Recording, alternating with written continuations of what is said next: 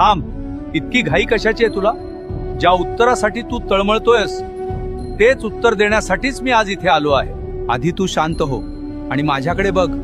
तुला फक्त तुझे रिकामे हात दिसले, पण त्या रिकाम्या हातांनी जेव्हा जेव्हा तू माझ्या पायरीला स्पर्श केलास तेव्हा तुझ्या नशिबातले कितीतरी काटे मी उपसून काढले. हे तुला दिसलं नाही. मी तुला रिकाम्या हाताने परत पाठवलं, कारण मला तुला चिल्लर नाही द्यायची होती.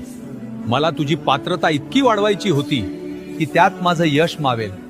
जर मी तुला पहिल्याच दिवशी सर्व दिलं असतं तर आज तू माझ्या दारात नसतास. तुझे पाय मातीला लागावेत, तुला माणुसकी कळावी म्हणून मी तुला इतके दिवस फिरवलं.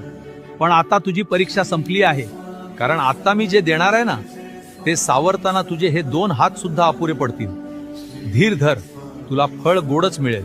आणि एक गोष्ट लक्षात ठेव, सदैव श्री स्वामी समर्थ नावाचा जप करत राहा.